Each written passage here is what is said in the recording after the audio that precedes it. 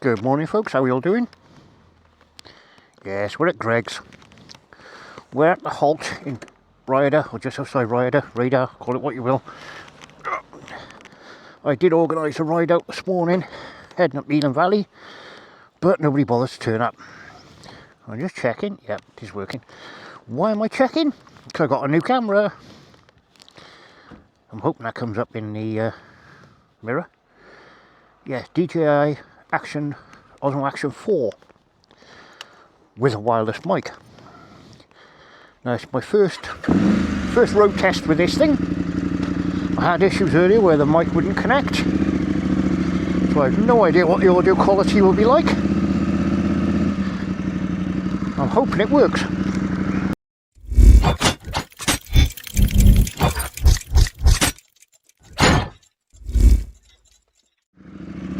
So of course the advantage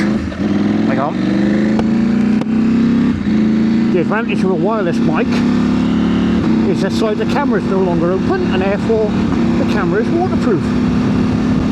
Happy days. Okay, so what's been happening since I sold Brian? I'll put a link up above to explain the whys and wherefores as to why Brian was sold. Now Brian was my Royal Enfield Himalayan 411, which I recently sold. And basically the money from Brian has been reinvested into the channel and the bikes. Well, we'll start with the bikes. Elvis, my Royal Enfield Interceptor, he's had a new front tyre.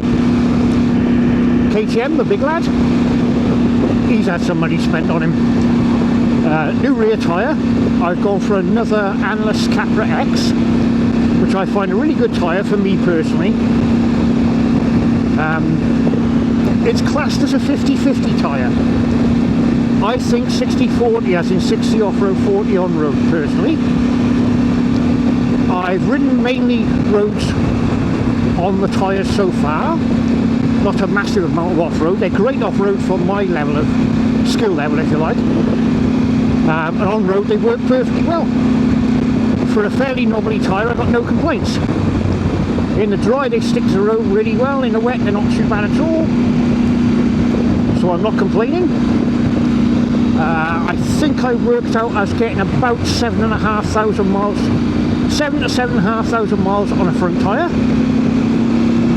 And a rear tyre I'm getting... Okay.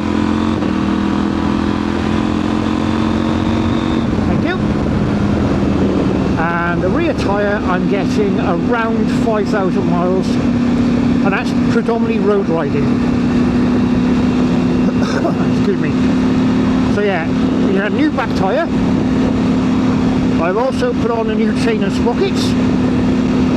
I've bought JT sprockets and a DID, I think it was a VX3 heavy duty chain. Now I could have gone for one of those super sprockets, the flashy ones, but for me it was pointless.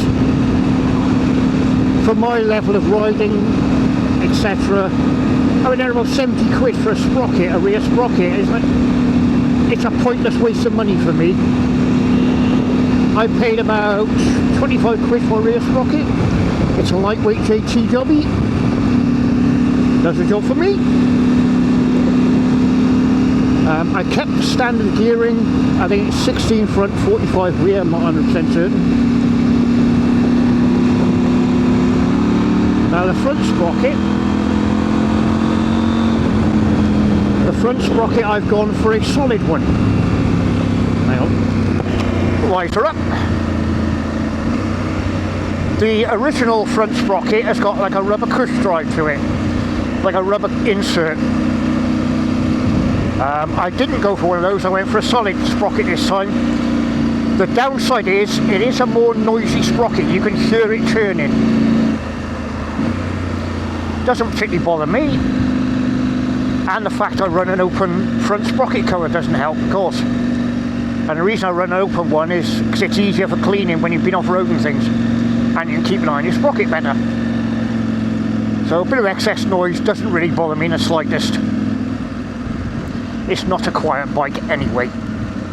There we go, chain of sprockets fitted, new tyre fitted.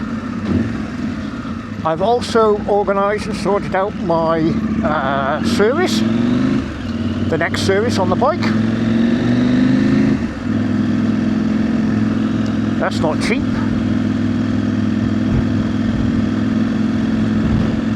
While it's being serviced, because the tank has to come off to replace the spark plugs, I've also invested in a dongle. Yeah, don't get excited. Basically, it's a little plug-in device. They're not expensive, about 16 quid. It plugs in to do away with what's known as the EVAP system. Now, if you don't know what the EVAP system is, EVAP, it's an emission system. Basically, to my understanding, and I could be wrong on this, so please do check for yourself, you have a canister sat on the bike somewhere. On my case, it's sat on the side under the panels. It's effectively a catch tank, and there's pipes running from the fuel tank and the engine, so any overflow of vapour, etc. gets pumped into this little canister, into the catch tank. Inside the catch tank there's a carbon filter, and the idea is that the carbon filter filters out all the harmful toxins, etc., and then the air, the cleaner air if you like, gets recirculated into the engine of the bike. It's for emissions purposes, for cleaner, healthier air and all that. Now, the downside to that, which a lot of people don't know, is apparently the carbon inside the filter can deteriorate over a period of time. So little particles of carbon are now being pumped into your fuel system through your injectors, and it can over a period of time cause problems with the injectors. Like I say, this is only the information I'm aware of. I may have all this wrong. Please do check the facts for yourself, but from what I can gather, this is what happens. So the obvious answer is to get rid of the canister. There is a way of doing it where you have to replumb some of the pipe work, but you also need a little dongle that plugs into the plug underneath the fuel tank. Otherwise you get an F1 code come up on the dash all the time, a fault code, which basically says you've got an issue with your emission system, where apparently this dongle, you plug it in and it does away with that. It stops that happening. So that will be done when the bike's serviced. Happy days.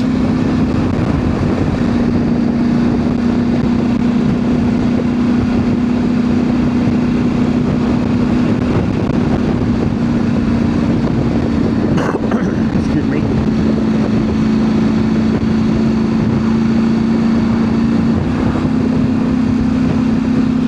We're still recording? Yep, looks like we're all okay.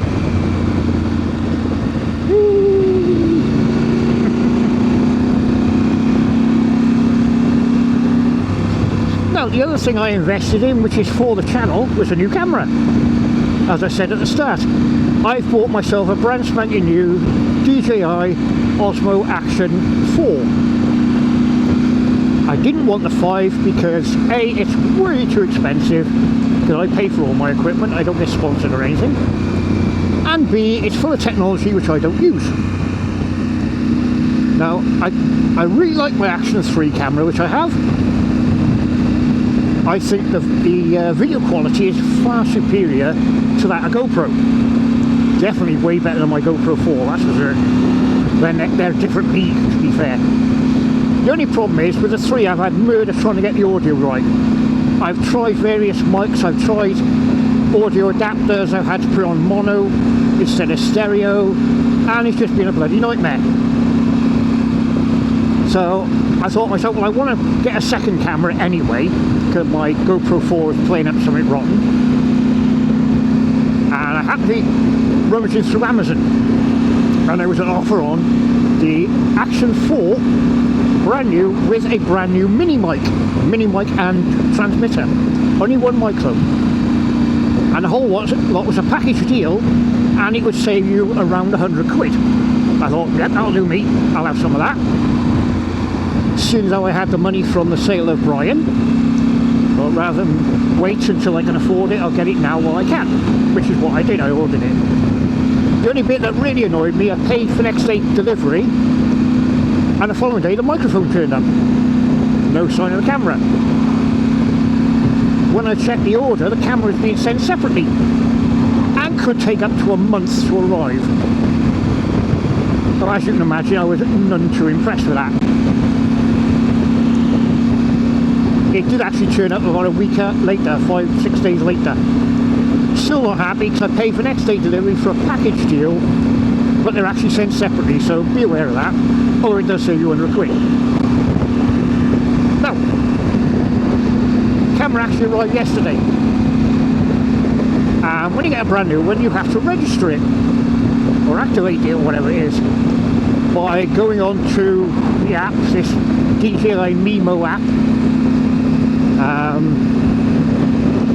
Basically you have to have the app and then scan a QR code on the camera and stuff, and you activate the camera through their system, and then I was just registered to me.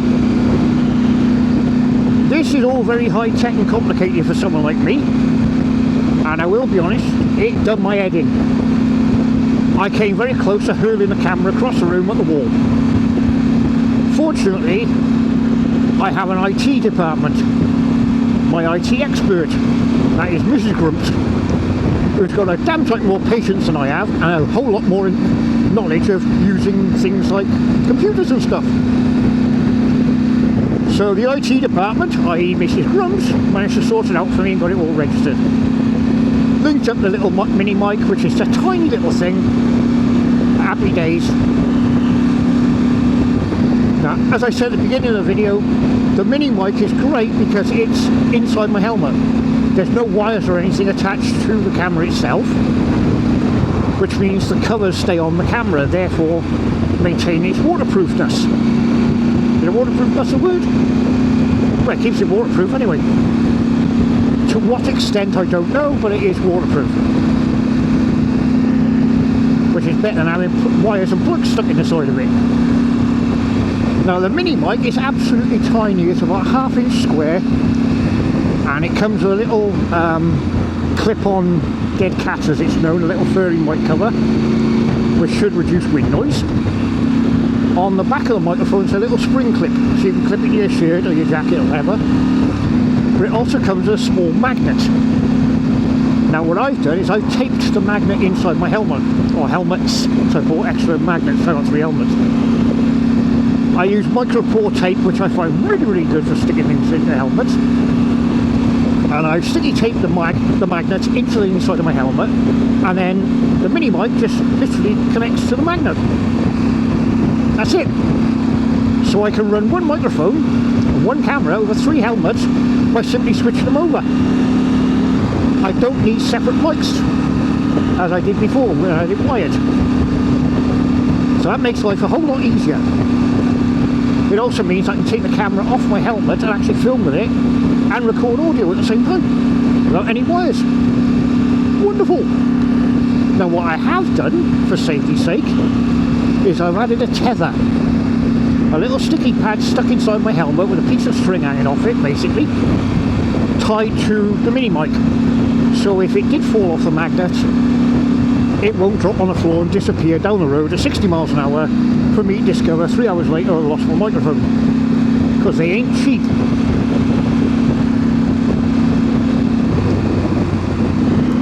Now if you want to go a bit further, you can get the mini mics with 2 microphones and a transmitter,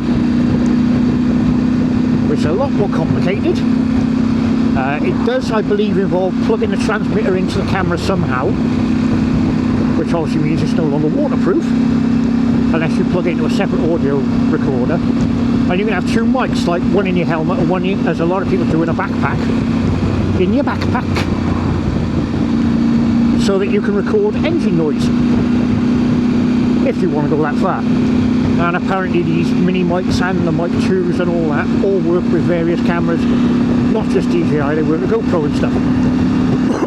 Excuse me.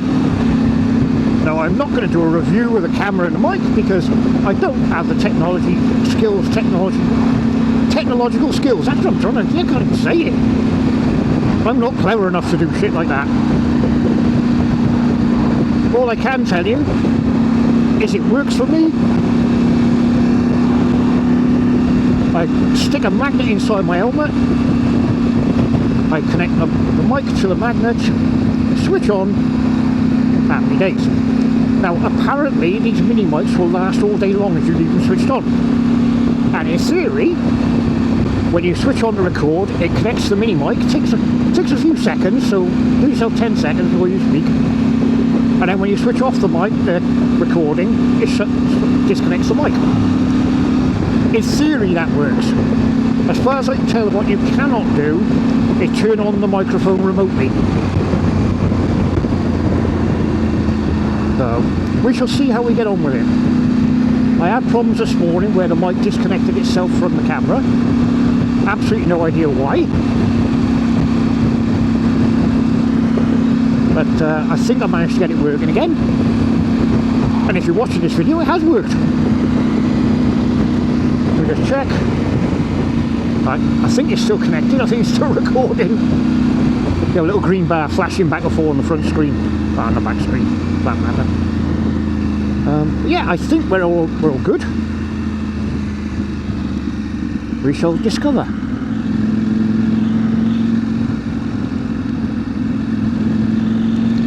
So please do comment on the bottom what you think of the new camera, the new mic. How is the audio? Let's say I won't know till I check the video. What do you all think? Comments please. Right, that's it, I'm not going to bother you anymore. I'll ask you the usual to please do like, share and subscribe and comment.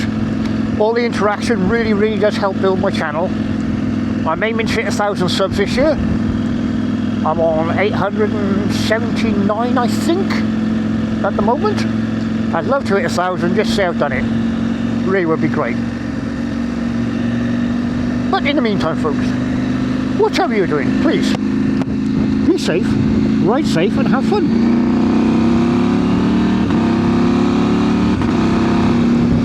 And of course, the statutory toodles. By the way, I'm on my way to Devil's Bridge.